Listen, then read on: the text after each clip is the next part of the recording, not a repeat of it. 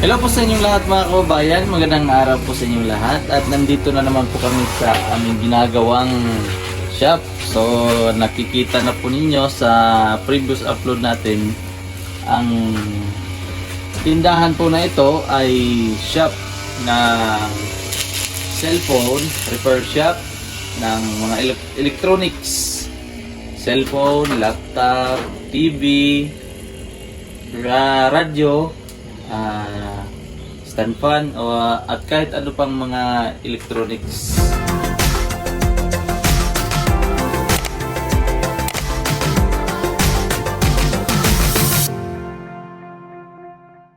So ito po gagawin namin ngayon. Last day na namin ngayon dito sa paggawa, dahil po ang gagawin na lang ay ito, anong tawag dyan, working table. Lalagyan na lang po namin ito ng plywood dito, andito, tapos dito naman po kasi mayawang po dito lang kaunti. Tatakpan lang po namin ng cladding. Tapos na. Tatapos namin ito ngayong araw. Kasi kahapon dumating na yung mga partial na mga tools, mga gamit namin dito sa shop. Abangan po ninyo ang ating update ngayon dito sa ating repair shop. Nakabit na po namin ito mga kababayan, partial dito sa harap. Tapos dito ngayon sa gilid ang i-re-rebits pa at pabarena. Let's go.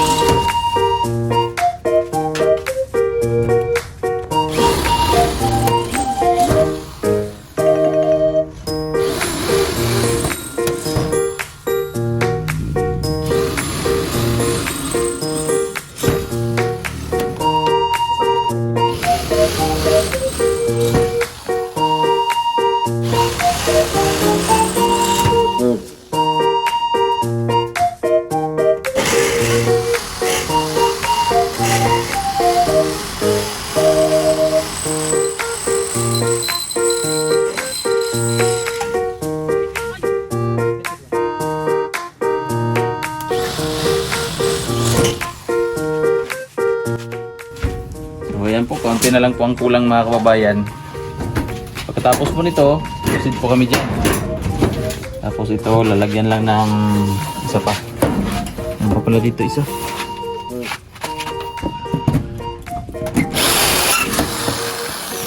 Langkit, ikaw ba nagjijiting?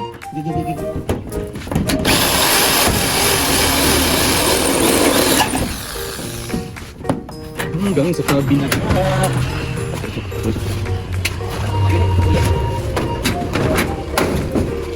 Tanggal. Suotan mo natin ang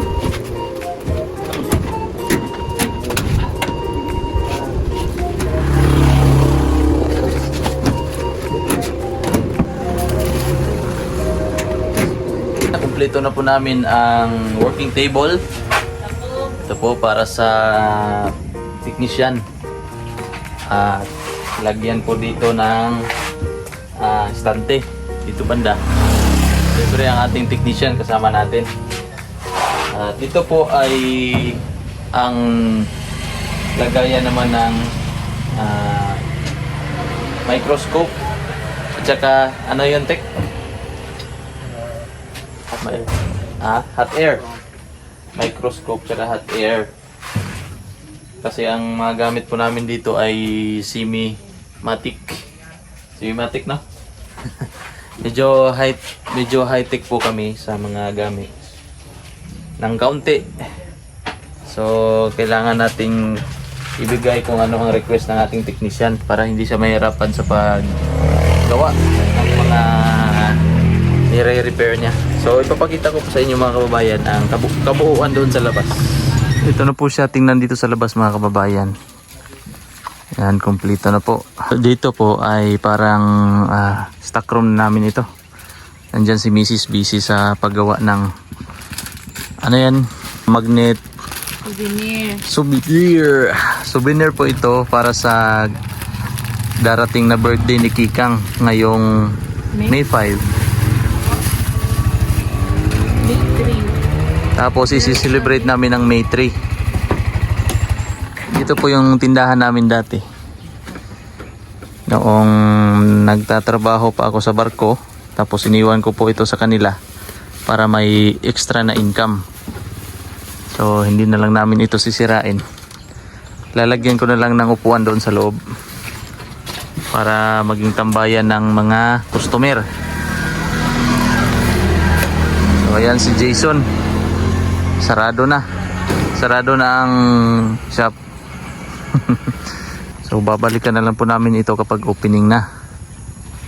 Yan po, nasa gilid lang kami ng highway. Puntahan natin doon sa malayo para makita ng mas maganda. Nandito naman si Chris na Saniban. Anong masasabi mo sa ating ginawa? Goods. Goods ba? Okay ba? May checkpoint doon. Ayan. May checkpoint po doon.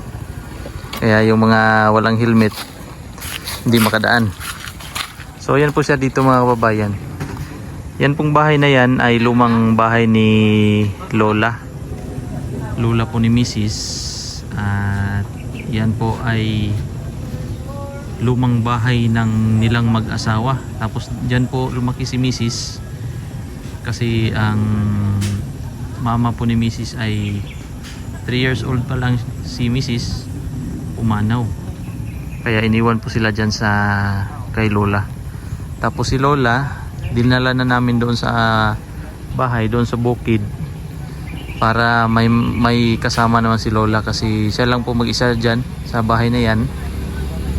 Yan, para po may kasama siya. Tapos ito po, dyan papunta ay sa bahay nila Idito tsaka ni Stong. Tapos doon papunta ng downtown. Kaya pag may dumadaan dito na mga customer, mga tao, makikita lang po nila yan, shop na yan. Lalagyan lang namin yan ng ilaw-ilaw para mapansin. Magpapasalamat lang po ako sa mga nagbigay ng blessings kay Ate Evangeline Noliega Villamor. Thank you so much po sa iyong binigay para kay Kikang at kay Tita Redemption Sidiki. Thank you so much po, Tita, sa blessings na binibigay mo, sinishare po ninyo sa amin. Uuwi na po kami ngayon. Hinihintay lang po namin ang iba, si Mrs. na doon pa nag-prepare na para mag-aalis na kami. Itong mga welding machine tsaka mga grinder at barena dadalhin na namin kasi gagawa kami ng gate doon sa bahay ni Mama bukas. Let's go. Yan, prepare na sila. Sila ni Lola? Ay, iwan na lang to. Iwan na yan. Ha? Tobil? Sige. Nag-uwi na po kami mga kababayan. Nandito na po kami sa bahay, sa aming munting kubo. At nandito si Mrs. nagpe-prepare ng souvenir. Souvenir po para sa birthday ni Kikang.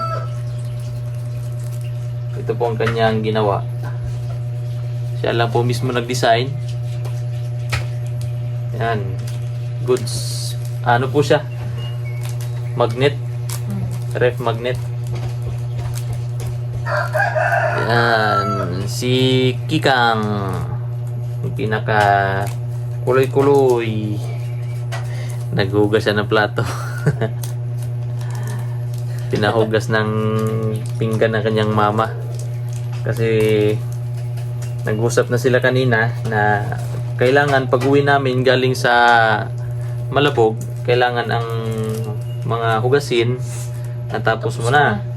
Ngayon pagbalik namin, nawala siguro sa kanyang isip na hugasan ng mga plato.